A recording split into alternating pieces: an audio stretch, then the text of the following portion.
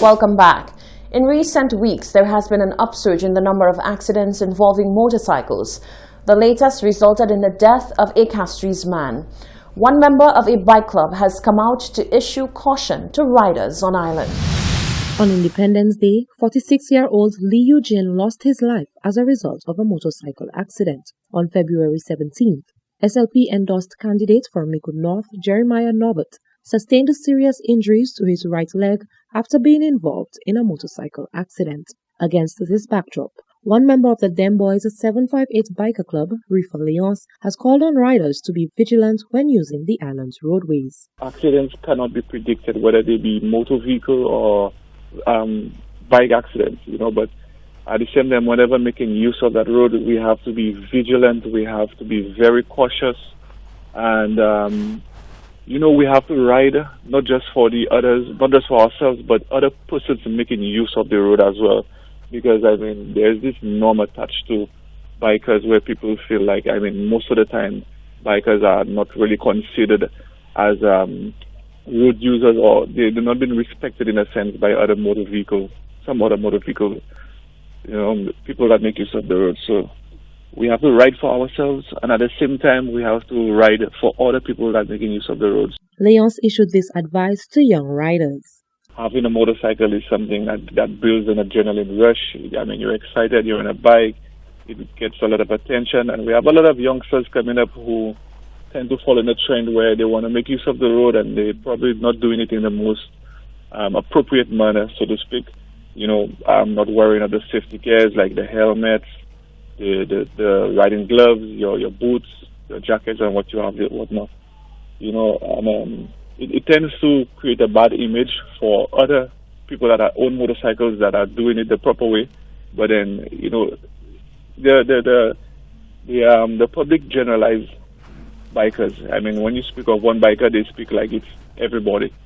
So, those young fellas that are coming up that are making use of the road and probably not doing it the right way, we want to let them know, please go about it the proper way. He says for their part, the Dem Boys Riders 758 Club is hoping that by doing the right thing, other riders follow suit. We try to do what is needed to be done. Wearing the proper gear. So when when the young guys who tend to not want to follow the right way see us doing it, they probably would be inspired and would want to follow that same trend. So what we try to do is just when we do go out riding as a group, try and do it the proper way and try and follow procedures and protocols, especially in the time that we are in, the proper protocols and the proper procedures in terms of going and riding, making use of the public road. So that's what we tend to do when we go out riding as a group, wearing our helmets and what you are not. So then other riders could see, hey, them boys doing it, so we can do it too. It doesn't have to be just not riding without a helmet or gloves or proper riding equipment or riding recklessly, especially in public areas. He maintains that while riding a motorcycle gives an adrenaline rush, riders need to remain alert and make safety their first priority. Reporting for Hot 7 News, I am Genevieve Gonzalez. The Ministry of Agriculture continues to make strides to increase the protection of the Pradial Larceny Unit team. The Department of Agriculture, Fisheries, Natural Resources and Cooperatives have procured safety equipment for officers of the Pradial Larceny Unit. The protection equipment includes snake gaiters to maximize the level of protection against snakes and other hazards likely to be encountered in the field. The unit also received expandable battors to be used as a compliance tool and defensive weapon by the officers. Head of the Pradial Larceny Unit, Pancras Albert, expressed gratitude to the Department of Agriculture for acquiring the equipment. I'm happy that we have that because every day we go out there, we encounter problems with snakes.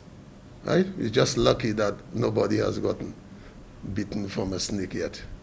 So I want to thank you, sir, again. And the minister involved at large too, because he's part of the ministry, for this equipment that we are going to receive this morning. Permanent Secretary of the Department of Agriculture, Fisheries, Natural Resources and Cooperatives, Barrymore Felicia, stressed the importance of ensuring the officers of the Pradial Larceny Unit are adequately equipped to better serve and protect farmers as well as other stakeholders.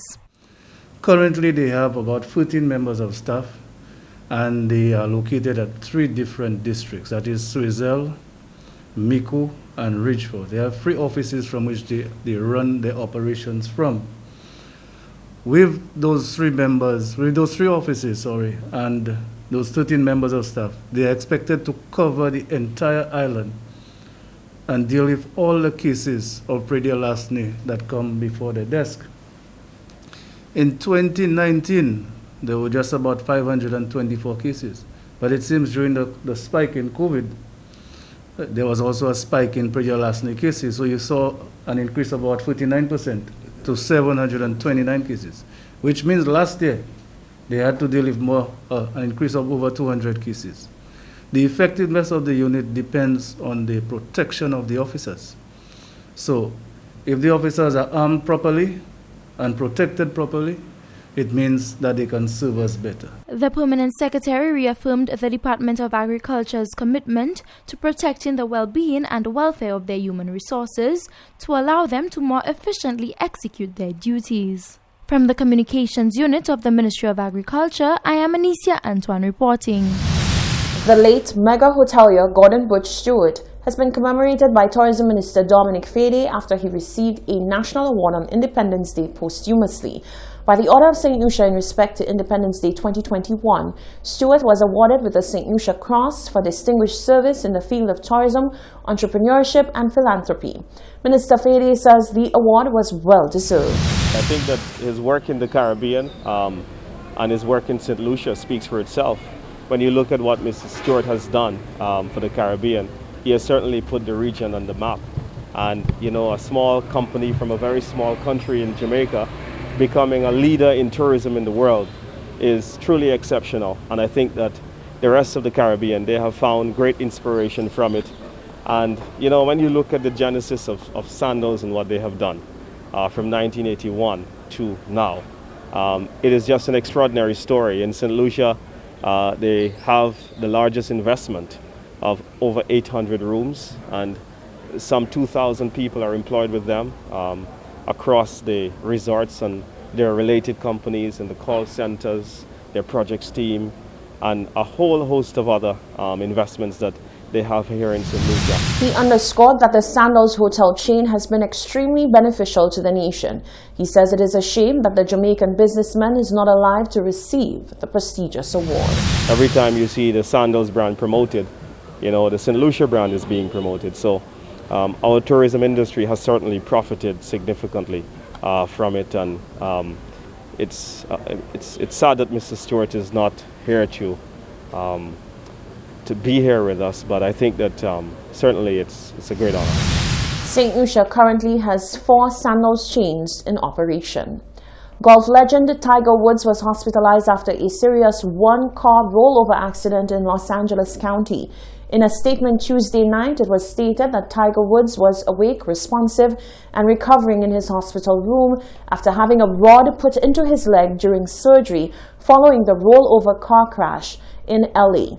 It is too early to know the long-term prognosis following the major orthopedic surgery to his right leg, which is now held together by a rod with pins and screws supporting his ankle and foot. His playing career is in serious doubt after the devastating injuries suffered in Tuesday's crash. Woods languishes once again in a hospital bed, an all too familiar scenario for a man who came through 4 back surgeries before winning the 2019 Masters, his 15th major title. Now the 45-year-old golfer faces another challenge to simply return to full health, never mind compete again. This is the Hot 7 TV Nightly News. Stay with us. When we come back, we have the latest weather report.